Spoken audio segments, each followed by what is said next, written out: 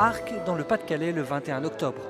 Tous les plus renommés et les plus prestigieux sommeliers de France sont réunis pour leur congrès annuel. Ces professionnels de la dégustation du vin sont regroupés au sein d'une association, l'Union des sommeliers de France. Ils se réunissent régulièrement afin de préparer leur concours, qui a lieu tous les ans, et aussi afin de pouvoir apprécier les terroirs de toute la France. Cette année, c'est donc la région Nord-Picardie qui accueillait ce congrès. Un congrès, bon, c'est je dirais, en partie déjà une mise au point en fait, sur une année complète en fait, de travail, sur je dirais, tout ce qui a été fait, tout ce qu'il va falloir faire donc, pour l'année qui suit. En fait. C'est tout ce qui est préparation de concours, la vie au sein de l'association donc, au niveau national. Ça passe, en fait, c'est une assemblée générale, donc en fait, c'est un bilan en fait, de fin d'année. Et on agrémente en fait, donc, cette assemblée générale en fait, avec des visites et des découvertes. En fait, et en étant donc, dans le Nord-Pas-de-Calais, étant donné que c'est nous qui organisons le congrès cette année. On s'est donc orienté sur la cristallerie d'Arques et c'est pour ça qu'en fait nous sommes là aujourd'hui. Et oui, si la région n'est pas productrice de vins prestigieux, elle est désormais en mesure de produire les verres adéquats pour les boire. En collaboration avec l'Union des sommeliers de France, la cristallerie d'Arques a créé une gamme de 22 verres à vin destinés aux professionnels de la restauration afin de pouvoir mettre en valeur au mieux tel ou tel vin en fonction de son terroir. Les sommeliers se livrent pour l'occasion à un exercice peu coutumier. Au lieu de goûter les vins, ils goûtent les verres, ou plutôt, ils choisissent le verre qui met le mieux en valeur le vin. Un vieux vin, il peut être intéressant ce verre. C'est joli ça. Oui, c'est joli. Ils sont lourds.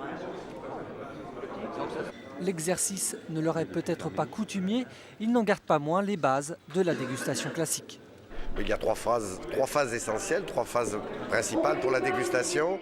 C'est la visuelle, c'est-à-dire l'observation d'un vin, la robe, si elle est claire, si elle est foncée, si elle est claire, limpide, lumineuse, etc.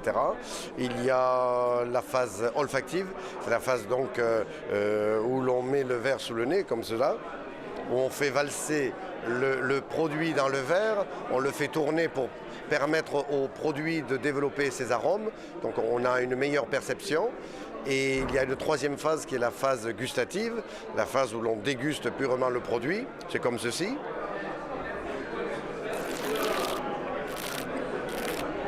Où on essaie de décortiquer au maximum le produit, donc de l'analyser.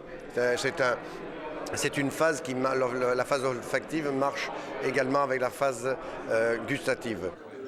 Parmi tous ces sommeliers, pour certains de grande renommée, d'autres se font plus discrets. Pour autant, ils exercent leur profession avec la même passion et le même plaisir. C'est le cas de Pascal Persin. Ici, à l'occasion du congrès, il s'est resté modeste et écouté les conseils des plus avisés, alors que tout près de chez nous, à Sox, c'est lui que l'on écoute dans son restaurant lorsqu'il conseille sa clientèle. Un petit conseil, donc vous avez pris jambon persillé, assiette nordique et 3 civets de serre. Vous désirez un verre de vin blanc avec l'entrée éventuellement ? Non, ça va. Non ? Sinon on a un blanc au vert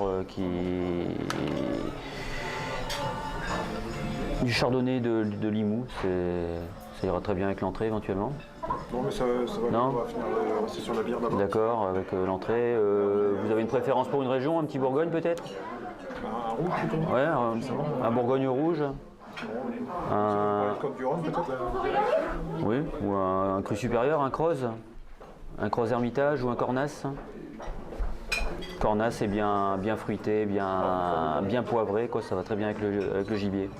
Un peu plus structuré, qui ressemble à un Tavel, quoi.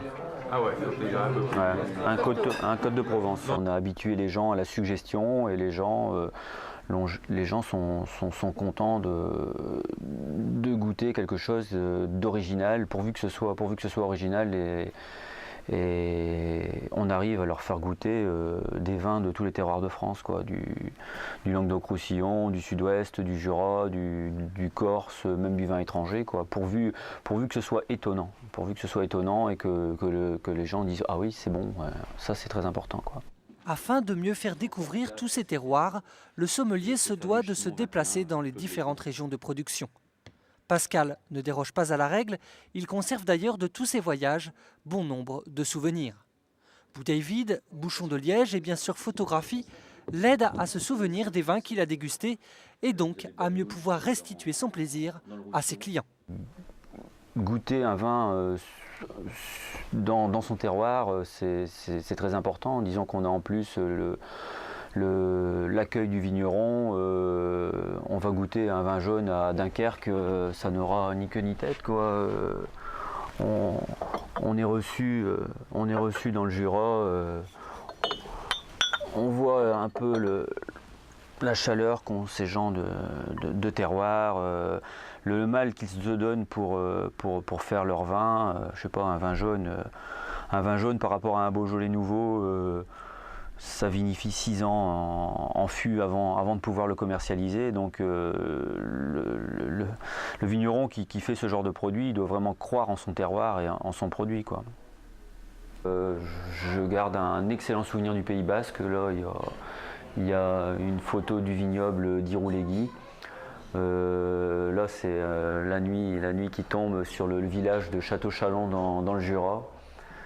Et c'était lors, à la limite, mon premier voyage de sommellerie, donc c'est un grand souvenir avec mes amis sommeliers du Dunkerquois, Éric Quéré et Carlos Leisen, quoi. Et ici,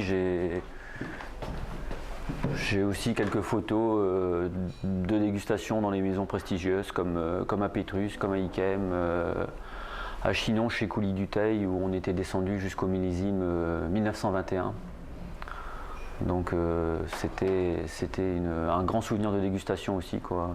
Déjà un vin de 80 ans encore tout à fait consommable et intéressant. On le respecte, quoi. Au-delà de ces souvenirs, il y a bien sûr les bouteilles pleines. D'un côté, celles pour ses clients, de l'autre, ses bouteilles personnelles, toutes bien sûr entreposées dans la cave, un des lieux où le sommelier se sent le plus dans son domaine. Une cave, c'est un peu le jouet du sommelier, quoi. Disons que c'est l'endroit qui doit être vraiment bien rangé. C'est un peu comme la carte des vins, quoi. La carte des vins doit être nickel, bien compréhensive, et puis une cave, ça doit être bien rangé, quoi. Le sommelier doit savoir par cœur où se trouve tel et tel produit, quoi, donc le rangement de cave est très important. Moi, j'y consacre énormément de temps et j'adore être dans la cave, quoi. La cave privée, c'est indispensable aussi, quoi. C'est la cerise sur le gâteau, quoi. Il y a des choses que l'on peut consommer personnellement, éventuellement, qui sont invendables, ou c'est des coups de cœur, des choses que j'ai ramenées de toutes les régions, des souvenirs, des vieux millésimes, des bouteilles prestigieuses.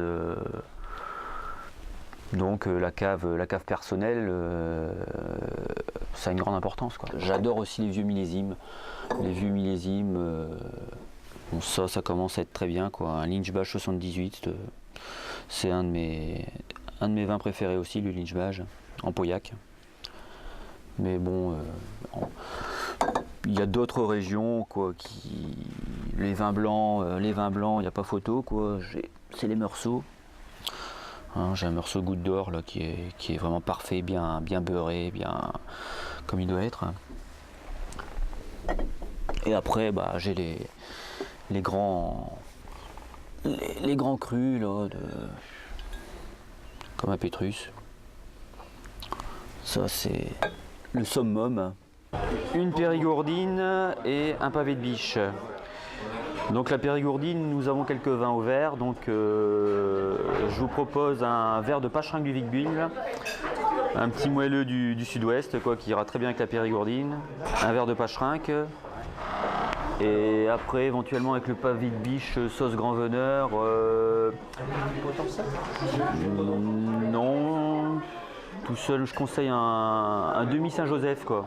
La sauce grand veneur, c'est une sauce, disons, qui est poivrée avec des notes de confiture de mûre, et ça ira très bien avec Saint-Joseph. C'est de la syrah qui a justement ces notes poivrées et fruitées, quoi. C'est parfait.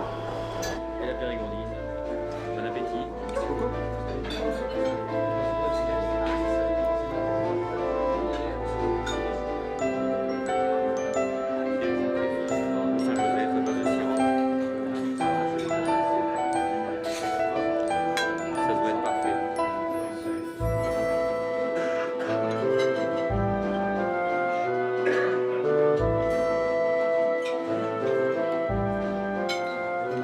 Alors bien entendu, il y a le grand vin, prestigieux, reconnu, renommé, mais que serait ce vin sans le plat avec lequel il s'accorde parfaitement? Tout est affaire de mélange des saveurs, le blanc avec le poisson, le moelleux avec le foie gras, le rouge avec le gibier, autant de mariages qui nécessitent d'aller au-delà de la simple dégustation et qui poussent à la véritable expérimentation culinaire. Je fais beaucoup de recherches, surtout après avoir goûté du vin, quoi. Je goûte un vin blanc, tiens, il y a une belle acidité, ce serait bien avec un poisson, plutôt un poisson de l'Atlantique que de la Méditerranée. Tout part de là, quoi. Aujourd'hui, peu de restaurants ont encore un sommelier attitré. Peu importe, les plus têtus préféreront tel ou tel vin sans vouloir essayer autre chose. D'autres, au contraire, souhaitent être invités à la découverte et pouvoir apprécier le mélange et le mariage des saveurs. Un plaisir que seul le sommelier peut transmettre avec son vocabulaire bien à lui.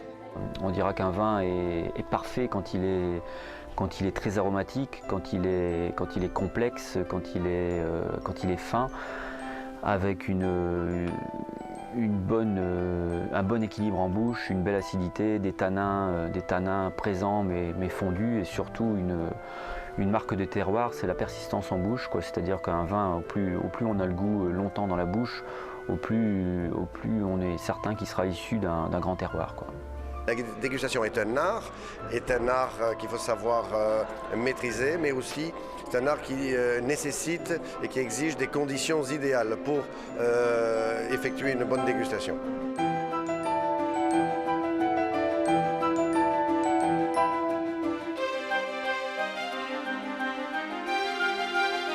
Thank you.